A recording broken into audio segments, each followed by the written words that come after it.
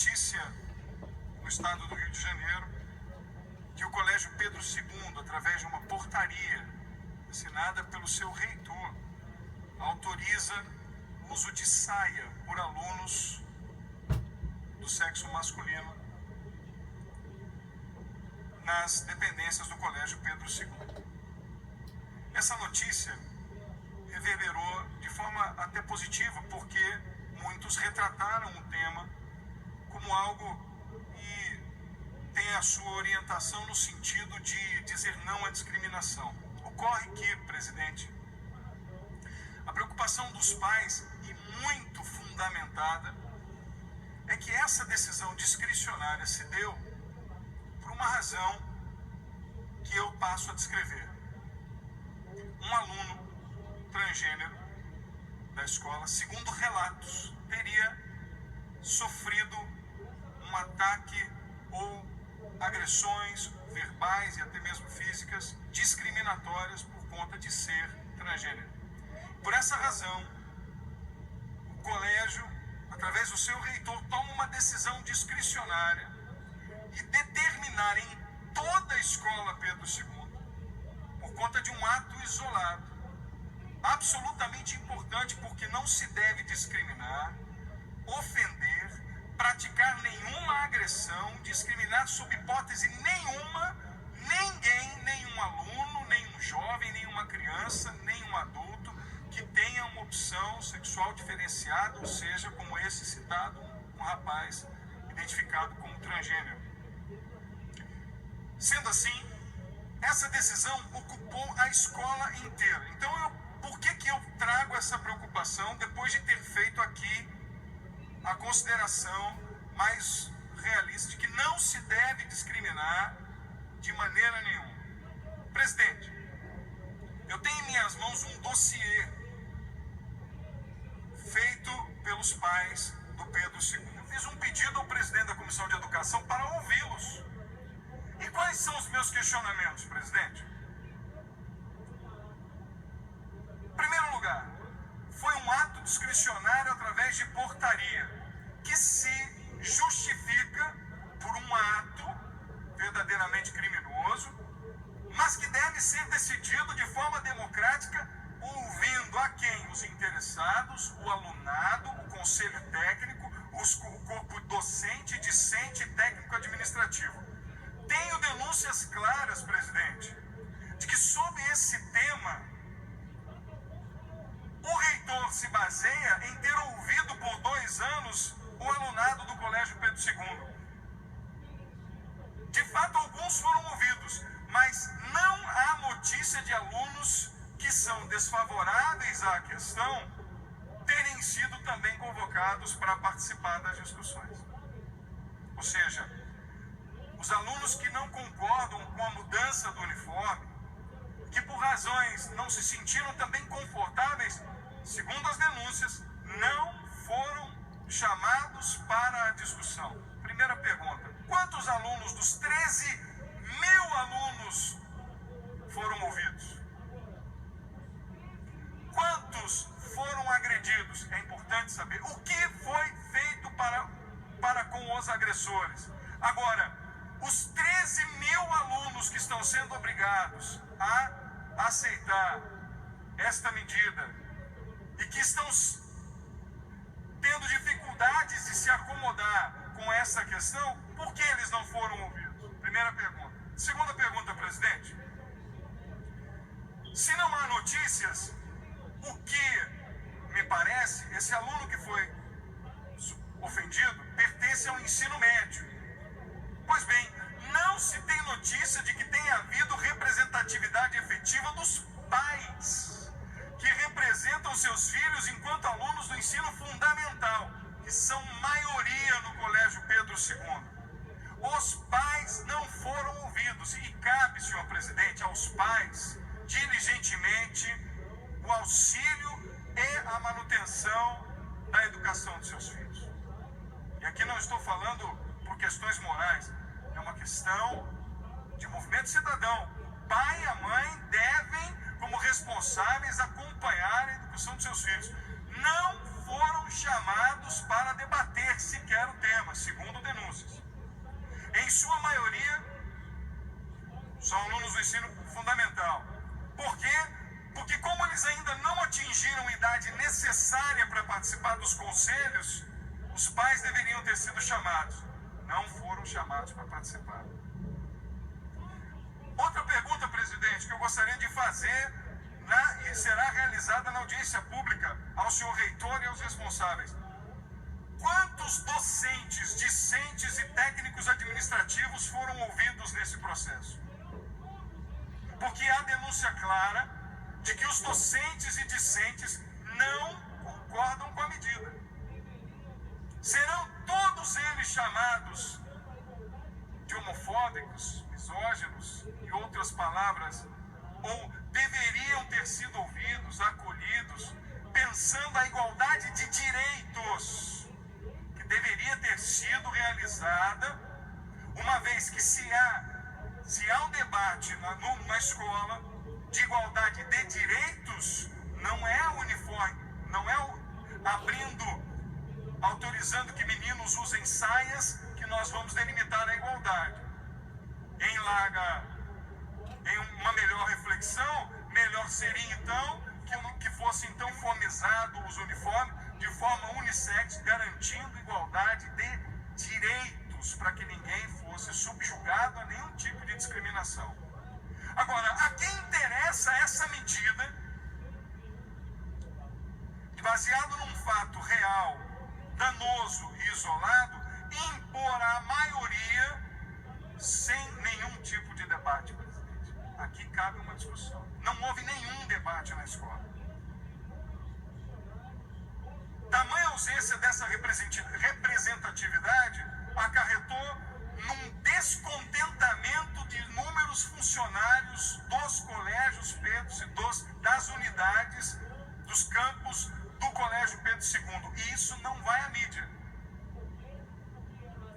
Ninguém sabe que os funcionários não gostaram da medida, não estão felizes com a medida. Por quê? Porque ela, além de mexer categoricamente numa questão simbólica do colégio, há de se avaliar o que está por trás dessa medida. E é esse o debate que nós vamos fazer nesta casa, que é, presidente, o desejo efetivo de uma parcela da política brasileira que defende a introdução da ideologia de gênero nas escolas federais, estaduais e municipais. É óbvio, não nos cabe aqui fazer nenhum tipo de acusação antes de um levantamento sereno, responsável que essa casa fará, atentando para o fato de que deverão ser respeitadas a dignidade de todas as pessoas sem nenhum tipo de discriminação.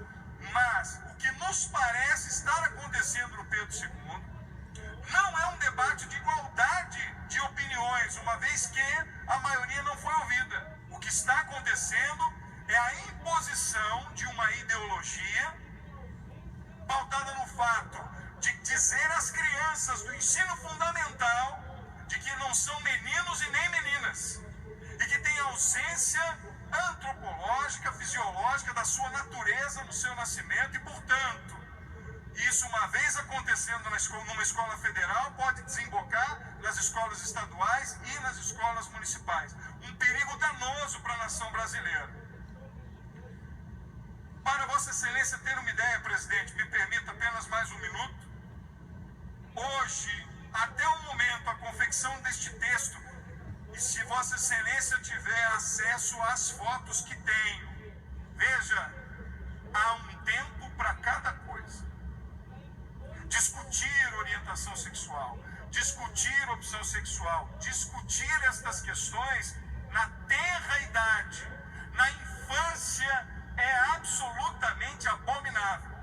E eu não deixarei aqui de omitir essa nossa opinião, porque não se trata aqui de discriminar, e nem tampouco não se trata de pautar o tema com responsabilidade na hora certa. O que nos cabe sim como parlamentares, abrir o debate para a juventude, abrir o debate para a idade adulta, sentar como pessoas responsáveis e que querem o melhor para o país. Mas imaginar que uma criança de 6 anos recebe de um professor um filme de 6 anos, de um filme da Disney, dizendo: aponte para mim quem é o pinguim homossexual. Eu pergunto aos senhores e senhoras, a idade é a correta para se debater o tema? É a idade certa para se erotizar uma criança? Eu não estou falando nem de dizer da heterossexualidade, ou da homossexualidade, ou do termo gênero, orientação sexual. Minha pergunta é: a idade para trazer a erotização é a idade do ensino fundamental para crianças? Eu quero perguntar isso aos pais. Eu quero perguntar isso aos professores. Mas eu não quero perguntar isso a alguns professores. Eu quero perguntar a maioria dos professores do PES. Se o tema foi debatido e discutido no ensino médio, vamos ter a responsabilidade para debater com os verdadeiros protagonistas deste processo. Chamemos a essa casa o que foi ofendido. Vamos proteger a integridade deste indivíduo que merece desta casa proteção.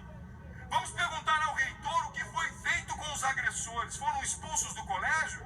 Tiveram suas matrículas suspensas ou coisa que o valha?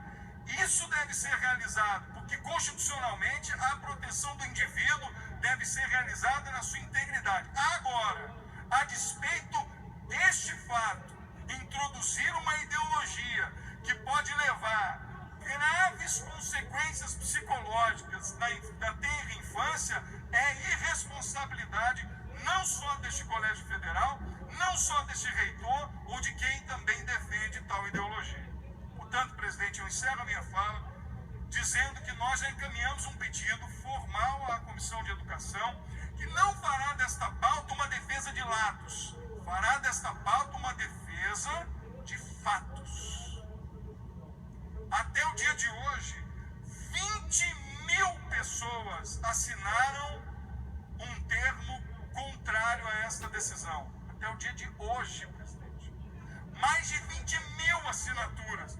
Foram ouvidos? Não. Que democracia é essa?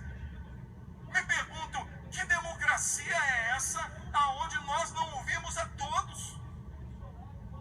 Se todos devem ser protegidos, todos devem ser defendidos, que democracia estamos se por um ato discricionário, um ato direto, sem previsão legal, presidente?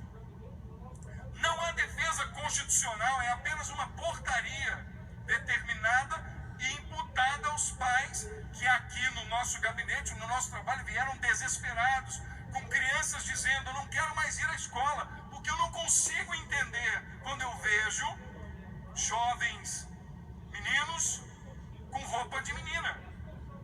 Crianças não estão entendendo esse processo. Talvez alguns entendam a minha fala de uma forma distorcida, mas eu peço responsabilidade ao ouvi-la. Eu peço que tenham muita atenção ao ouvi-la. Não estamos tratando de um processo discriminatório, pelo contrário, mas trazer a ideologia de gênero para a escola será tratado de forma dura, e nós defenderemos nessa casa, e eu já quero pedir a Vossa Excelência, como defensor da vida que tenhamos aqui uma unidade para não permitir que a ideologia de gênero alcance o plano estadual de educação nessa casa. Começaremos aqui um trabalho árduo com os deputados para impedir que a ideologia de gênero seja implantada e seja acolhida no plano estadual de educação. Será uma luta para mostrar que uma coisa é defender a vida e a integridade de todos e outra coisa é aprovar algo que certamente será muito danoso e abominável para a vida das crianças e nossos estudantes em todo o Brasil, especialmente no Rio de Janeiro. Lembrando que no Nacional de Educação a ideologia de gênero já foi rechaçada e nós continuaremos essa batalha aqui no plano estadual e também na luta. Esperamos a todos, quando nós conseguirmos agora com o nosso presidente, o deputado Conte Bittencourt, marcarmos a audiência e convidarmos a todos para participar. Me perdoe o avançado da hora, presidente, e agradeço por vossa condescendência. Obrigado.